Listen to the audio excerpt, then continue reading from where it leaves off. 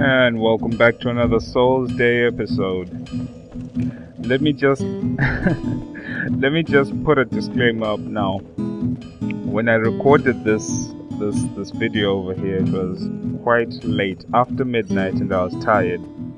And even today, on the day of recording the audio, I really feel tired. So please excuse my lack of energy and I don't know, viewability. Well, anyway, in this video, I just want to talk to you about a few things as I played through the Bell Gargoyle boss fight and a few other fights after that. But generally, this is just a run. This is more of a story-based run, not much farming. I did some farming for souls before I started recording because I didn't think that anyone would like to. Well, I don't know. I just thought that no one would want to see me just kill these undead soldiers and bowl the knights over and over again.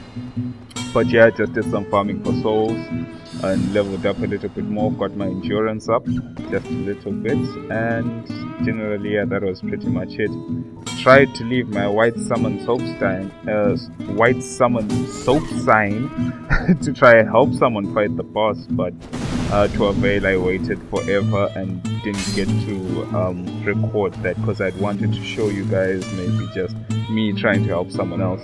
But luckily enough, as you will later on see, I managed to actually get someone to help me for some for a co-op video, I guess, just to see me and someone else just playing. I didn't know the person, and I didn't get the chance to talk to him, but I did get some co-op in. And as you can see, I'm summoning him. Shout out to Titan. It was a pleasure having you, and I'm sorry we never got the chance to talk after the fight, but it was really nice playing with you. Yeah.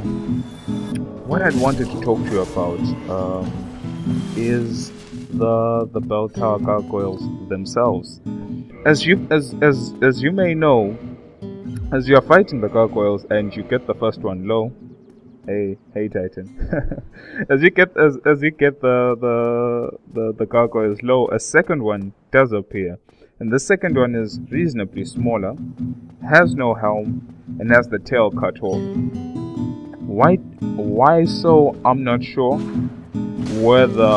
But there are a few things I would like to suspect, as I've heard from other people, and I guess not that it kind of makes sense, but it's kind of interesting as to why the second gargoyle seems to have taken some damage in the past, more like the recent past.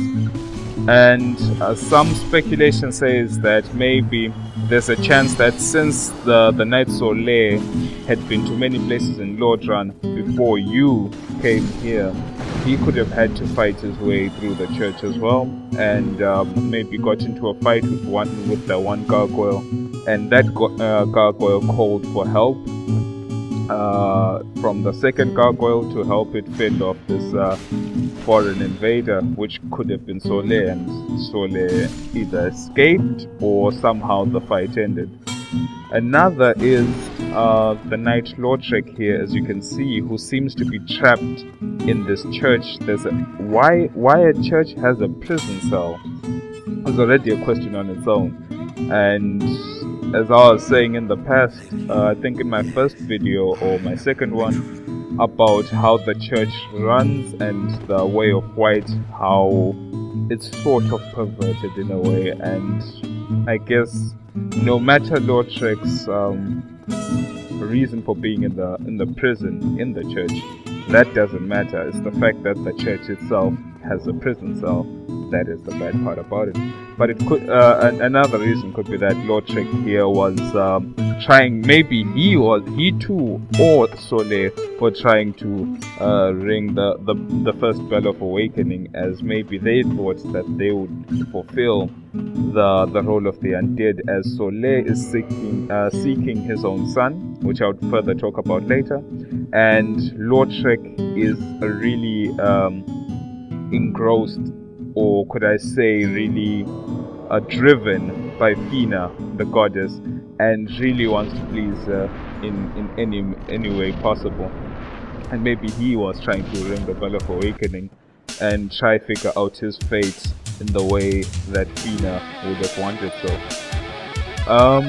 so yeah, he could have been the one, and I'm not sure. I had a third person in mind as to why the bell gargoyles were so oh yes, after you kill the gargoyles, Oswald the Pardoner seems to appear, or not seems, Oswald does appear at the base of the tower to the bell, and I don't know why though.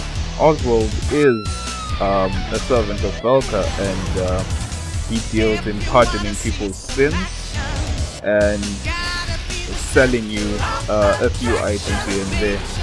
Maybe to get to the Bell of Awakening and waiting for the Chosen Undead, he had to fight one of the gargoyles, and the fight didn't end for the gargoyle. But as you can see, the fight is currently underway, and the gargoyles seem to be having a really tough time containing us three fighters, and the fight is really over fast. Sadly enough, the gargoyles did not see this coming, and the fight didn't really last long.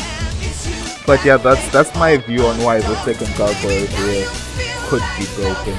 Could have been many things. It could have even been Oscar Pasquara, the undead knight who came to free you in the asylum, as he believed in the theory of the chosen undead, as it had been passed on throughout his family, and he too was seeking this fate and freed you, thinking maybe you could be the one, or he is your helper, or he could be the chosen undead. So he could have also ventured here and had a fight with this gargoyle. But that's just speculation on my part. But it's really interesting to know, I think, as to why the second gargoyle has taken damage.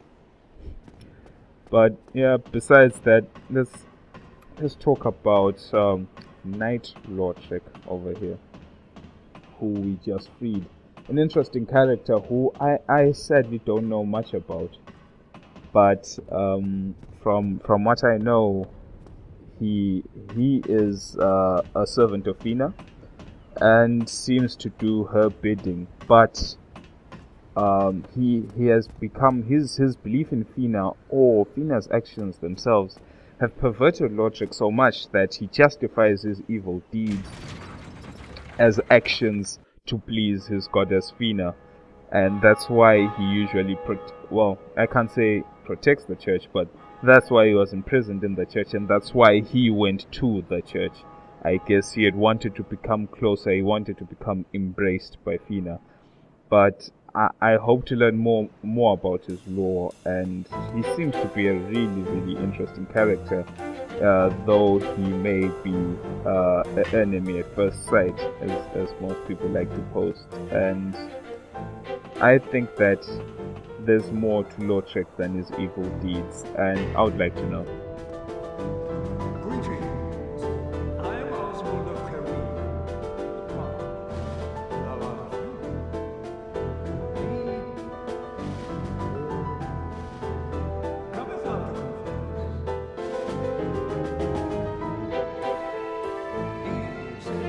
It's funny he says that all sin is his domain. Is he trying to imply that he has the power of managing sin, of judging sin? I'm not sure. Or whether it's just accepting that he is Velka's servant and does her bidding, and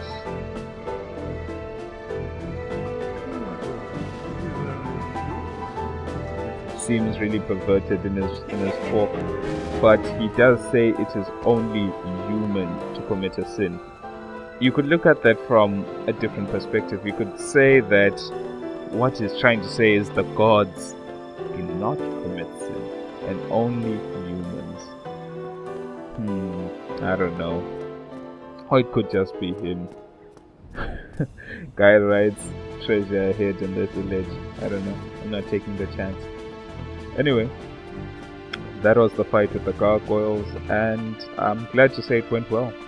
But as you'll further on see in the video, my my lack of sleep really caught up, and I died a couple of times unnecessarily, and was really frustrated actually, as I told myself I would like to record, but never got the chance to do so, and I feel that I had to. Now I'm just making my way back to Lord Shrek, as I thought maybe I would have a chance to listen to his dialogue one more time, as I had rushed through it the first time because I'd got the player online to come help me, and I just thought, let me just cut the dialogue to save this time. Funny enough, though, I didn't cut the video of the boss fight, so I guess that was just a misjudgment on my part, but I just thought, let me just save this time and not listen to the dialogue. Yes, I'm sorry. You will have to wait. But sadly, as we can hear, Lord Shrek will not repeat the initial dialogue he has with you for free, but he still repeats the dialogue of him giving you his present, and that's quite interesting. I was talking out to a friend of mine, a real close friend. Shout out to his gamer tag on Steam is The Bleeding Edge. I'm not sure if it's the same on Games for Windows Live, but in real life, our nicknames are in the cycle, and we were just talking about the origination of this first flame that was talked about in the beginning of the game. And I guess he had heard what I had to say about the first flame.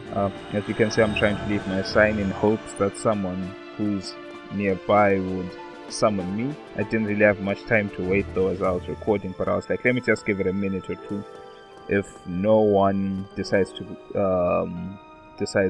use my sign, then I'll just continue on with the recording. But I did try. I didn't give it enough time this time, because last time I waited forever. I just gave up and ran away. Didn't want to wait forever. But anyway, as the Bleeding Edge was saying, he summarized his theory as to how the first flame came about and how what this has to do with the law. And not in his words, but from what I understood, he told me this. He told me that from the intro it says that the world was grey, and this was during the time of everlasting dragons and the primordial serpents. It says the world was grey, no color, no light, no dark, just grey. Nothing changed. That's the concept he tried to bring about to me. His concept was that nothing changed in the world before the first flame appeared, and he had this interesting viewpoint that the first flame could have originated when this world that Lord Ram is in came across the sun. So maybe, I don't know how he would have wanted to put it across, so maybe the world before the first flame did not experience the actual sun as in the actual real sun, S-U-N. Or because as you keep on talking to Soleil, he keeps on telling you about wanting to find his own sun. And believers that Soleil is the but the exiled son of Lord Gwyn, could believe that when he says he's looking for the first son, he means he's looking for, not the first son, he's looking for his own son. He's talking about finding his father Gwyn, as he said, I became undead to come back to this land, which could imply that before he became undead, he was something else, a human or a deity, as being the son of a god, the sun god, the Lord of Cinder. It's interesting. I don't know. I lean towards Soleil being the exiled son of Lord Gwyn. I would like to believe so. Whether it's true or not, I don't know. But I would genuinely like to believe so. As besides that, Soleil wouldn't really have much. He would just be a person seeking a dream, and it would be nice that he was the exiled son and has a real purpose to his life that he's searching for, not just being lost, as I believe he has that character within him of this man with purpose. But anyway, more on to the bleeding edges theory. He was like, after the world experienced the actual sun, a fragment of the sun, he was thinking maybe the sun being a large mass, a large soul mass with energy, and heat and flame, just like the actual sun. He thought that a fragment of its heat, a fragment of itself, landed on, just like how we receive warmth into life, sort of. But anyway, he was like a fragment of the sun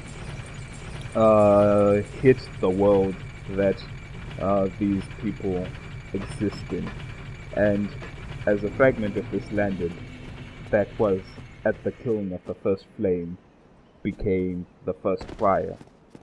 And in the beginning, the narrator says that from the dark they came and acquired the souls of lords, or the Lord's souls. So that means since Lord Gwyn had the power to, not that he had the power to fragment souls, but it says that he divided the souls and gave them, for example, to the four kings and others. He divided those souls and gave them to them. But that was after the fight with the dragons. What a surprise. But yeah, I don't know how to really put this through. But anyway, as a fragment of the sun landed, that is when warmth and cold was in existence, started to exist. Now. Only one more. And that's when the first flame actually began, and that's when these undead came across the fire and acquired their Lord's souls. Now his take was that before this, the undead actually did exist, or these people actually did exist. But the significance of the first flame was that the first flame brought about change. There was no change before the first flame, as all things were constant. There was no life, there was no death. There was no light, no dark, no change whatsoever. So now the reason why these lords decided to go against the dragons was not because they held a grudge against being ruled by the dragons, as he believed, as the Bleeding Edge believed that the dragons and the primordial serpents were at the top of the hierarchy of this time of no change, when all was grey and foggy in the land of ash trees. He believes that the dragons and the primordial serpents, maybe not even the primordial serpents, but they are the ones who ruled the world in a sense. They were the ones to fear, and the undead were just cowering off in darkness, as of the dark, from the darkness they came. So whether they had knowledge that the way they lived was horrible or not, we don't know. But he says that, he further on comes to tell me that they fought against the dragons, not through hatred and not through some ideals, but just for the sake of change that was brought by the first flame. And I really like that theory, as not that it could be correct, but I really like the way he pieced it together and told it to me, and it's quite a nice theory and a quite nice lore that I like. As you can see here, I'm doing the suicide run in the New London ruins to get the Firekeeper soul, and sadly I was too slow to react and quickly teleport out with my homeward bone, and sadly the ghost killed me. But it's fine, I spent my souls. That's always the case with most suicide runs. Just spend your souls, spend whatever humanity you have, and then go. dying is really not a problem in this game. I know people say Dark Souls is this hard game where you die a lot and it's a problem. It's not really a problem. It's sometimes it helps you learn the level. For example, if you're first going through a stage and you don't know what's out there, it's better to explore and find out what the level has to offer, and that might come at the price of your life. It usually happens. And yeah, dying is not really the end of the world. It really helps. Like for example, now I'm reinforcing my Estus, now +2, to get more HP out of it. Ah, hello there. I have your reward. And he hands you over the accept sunlight it. medal. I am grateful to you for freeing me. Not enough for you? Well, let's not be greedy now. Lord Shrek. I really want to find out more about him. But anyway, right there you could have kicked him off the ledge, just 2 kicks, and he would have fell off the ledge. And if you really don't want to go through his quest, which would require you to end up fighting him in the end and losing the Filing Shrine Firekeeper and having to restore her afterwards, you could just kill him then or kill him in his cell. And if you do that, you can then quit the game and reload, and then go back to the spot in which you killed him, and you should find maybe about 5 humanity, 2,000 souls, and the Ring of Favor and Protection.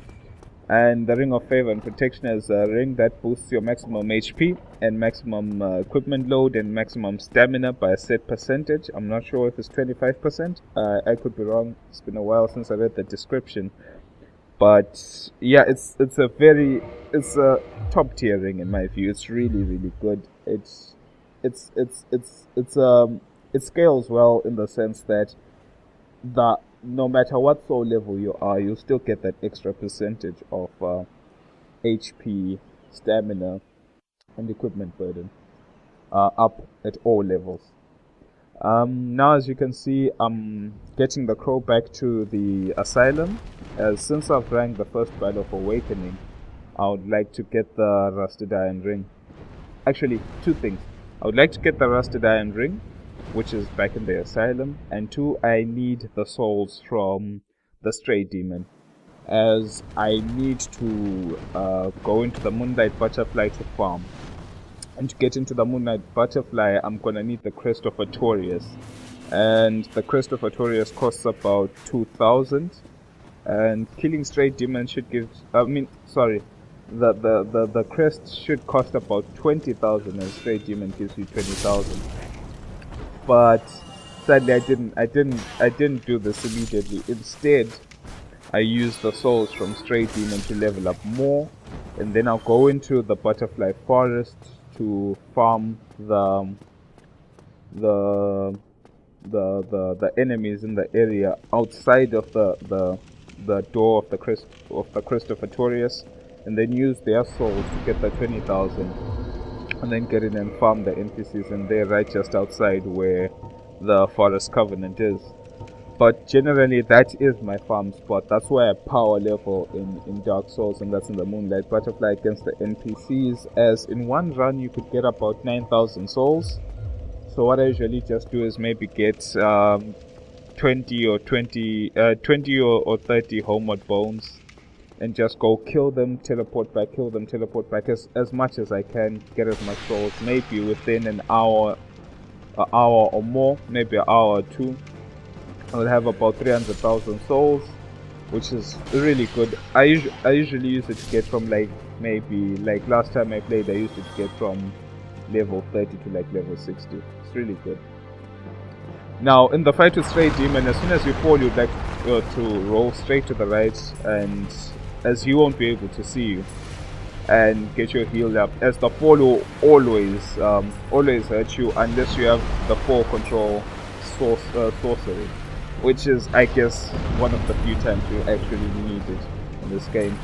Now, Stray Demon suffers from the same weakness that the Asylum Demon had, and is that he has no protection of his back. But unlike the Asylum Demon, he's got some good AoE spells that really cover his sides and his front. So my advice is never stay in front of him at all. Never do. And be aware that his AoE blasts do damage right near him. So if you stick next to him, you will get hit. So what you want to do is back off in each strike. As you can see, the AoE is really there and it really hurts. You can get, at this level I can get 2 shots.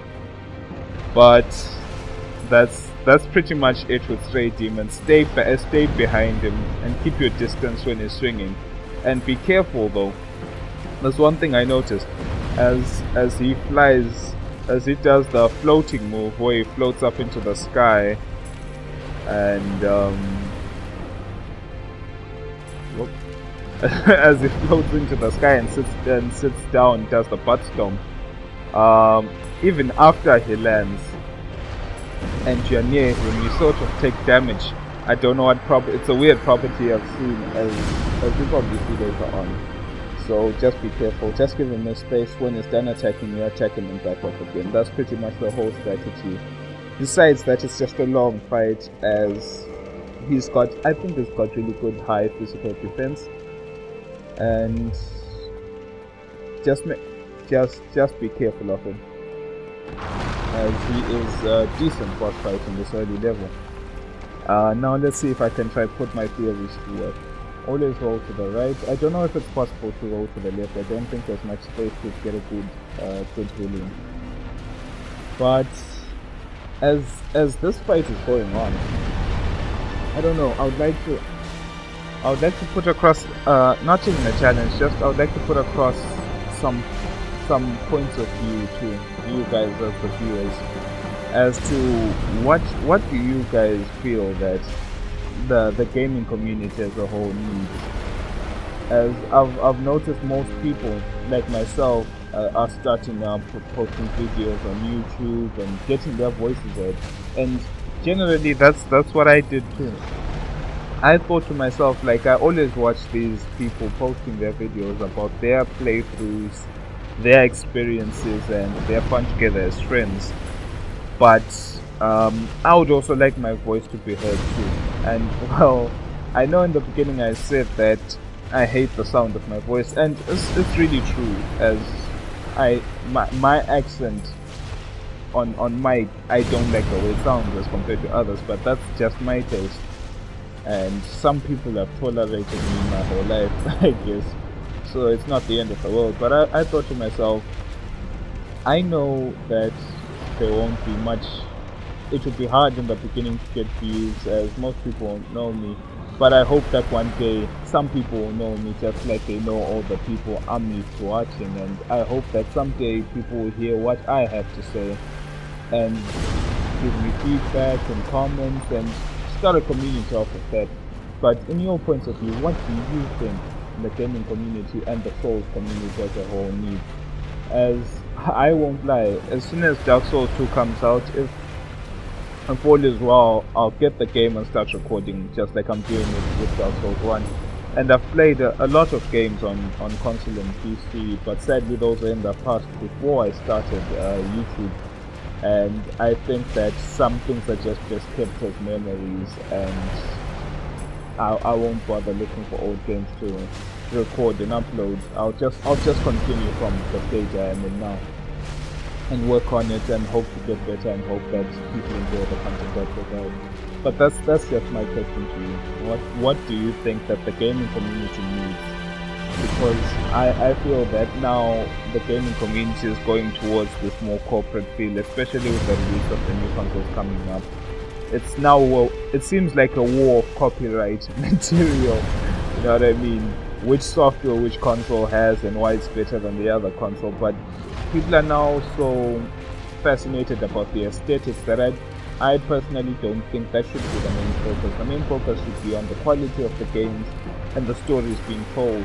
As we generally play games to find something to relate to outside of real life, even some things we fantasize about and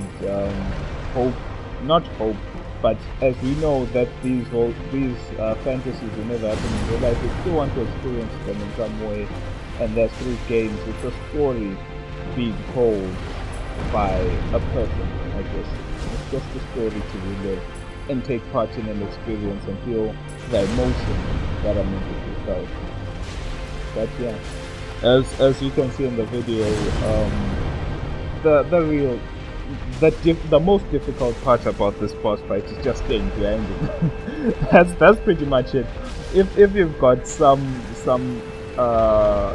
symptoms of a disease that can only make you face people head on, then I guess you'll have troubles fighting this boss fight. But all you just have to do is back off and stay behind him, let him do whatever he has to do, and just get back in, stick and run, stick and move. That's pretty much it. That's pretty much the Stray Demon and the whole boss fight. Pretty long, actually. Yeah, I really enjoy this boss fight because it feels like an endurance test to me.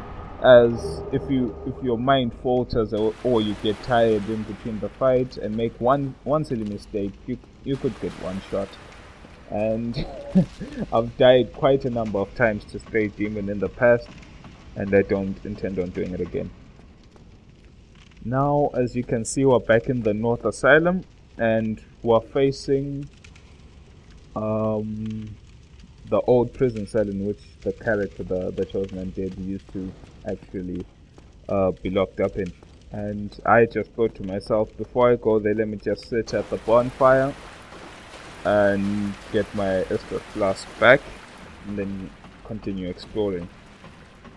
But yeah, that's really I feel that Dark Souls is really just, I really like it. It was something new. I'd played so many games in my past, and some of the games in my past were good games. I won't lie, I really enjoyed them. And some games stood out. There are some games I still remember from back in my childhood that really engrossed me in themselves, and I was really excited to play the next installment. And I am really excited to play Dark Souls 2. I really am. I hope that it will be a good game. And Dark Souls 1 is also one of those games that one day, for example, if someone were to ask me, like, what were the games you used to play, Dark Souls would be in that list of games. I swear, it will be real. They really put in good work into creating the game, and they got some good writers to write up their story. But it's really nice. Just as you can see, I don't know why there are Black Knights in the asylum now. Yes, as I said, I was tired. I didn't even. One thing you guys need to know, I don't know if you know this already. I hope you do, because if I know this, surely you should know this too. But as you know, I'm working with really low poise and can be stun locked by pretty much almost anything in this game, besides maybe from a dagger. I guess from a dagger. Brandis dagger will be the only thing maybe that wouldn't stagger me in one hit. But since I'm rocking low poise, the Black Knight only needed to hit me once, as I tried to go for the parry even though he was doing the guard break move that he has. So what the trick is with avoiding being stun locked is that the game has a weird mechanic, which is the toggle escape. The toggle escape is something simple. It's just switching your left hand and right hand weapons. That's pretty much it. That's toggling between your left hand and your right hand, switching the weapons they have. So in the case that something is stun locking you, you have to get the timing right and switch weapons instantly, giving you a frame of escape from the stun lock. And then during that frame that toggling gives you get the chance to roll away. But since I was tired during the recording of the video, I honestly didn't care. I didn't really care much for dying, and I was like, now I'll die and hopefully I won't repeat the same mistake again. As you can see, there's now a corpse in your cell with the peculiar doll. And the peculiar doll is a key to the painted world. You'll probably see it in my later videos when I actually get there and record it, but I'll talk more about it, I guess, when we actually get to the painted world of Ariamis. I dare say, well, I dare say the painted world really was my best area of this whole game. Like the game in itself is awesome. The game is great. But if someone were to ask me the biggest highlight of the game, painted world, as it made me feel so many emotions that all at once in one place, and I really enjoyed that place, and I hope to get some recordings in when the time comes, I guess, and I actually get there. So yeah, that was pretty much my tired talk to you guys about this Souls Day episode, and I hope you enjoyed the playthrough, and I hope that I said a few things that could have interested you. But I'm really sorry. It was, I guess it's my first time doing close to a 1-hour video on Dark Souls, and I didn't really have that much material to talk to you guys about because I was extremely tired, and it's personal things, of course, in my personal life. I've got a lot of work to do, and I haven't had that much time to sleep and rest, and yeah, that's why I'm a bit slow. But I hope by the next time I record again, I'll have a bit more energy to talk about a few more things, and hopefully not bore you guys to sleep. But I really, if you're someone who's continuously watching my episodes, I would like to say thank you. I genuinely do. If you've watched any of my videos, I genuinely thank you. This is a thank you to all my viewers. Thank you for helping me. How can I say this? Thank you for helping me make something of this channel, because without you, the only views on this channel will be mine, and I don't really want to be watching my own videos, as I've already played the stuff. Why would I need to watch it? But you guys really make this channel what it is, and I really thank you, and I hope you continue watching, and I hope that you give me more stuff to talk about, and give me more constructive criticism on how to better the channel and how to improve certain aspects. As you can see here, Oscar has finally gone hollow. As he had said in the beginning, leave now, as I would not like to harm you after death. So I guess he finally gave up his soul and turned hollow, and it's really sad that he had to die. But he does drop the crest shield, which is a very good medium-sized shield in my point of view. And I kind of forgot that the Iron Ball still stays. I thought for some reason the Iron Ball would not stay. I don't even know. And yeah, that's just me when I'm half asleep playing Dark Souls. I kind of get hit by things and almost die. It tends to be a recurring thing. But the view from this part of the asylum outwards is really nice. As you can see, the land here, it's snowing in this area, and I don't think any places near Firelink Shrine and Anor Londo have snow. But the painted world has snow. So did Ariamis make the painting of a pre-existing place? Maybe. I'm not sure. But if so, I would like to think that the place depicted in the painted world would be somewhere near this undead asylum, maybe, because the key to the painted world is in the asylum. I'm not sure. It's it's really weird.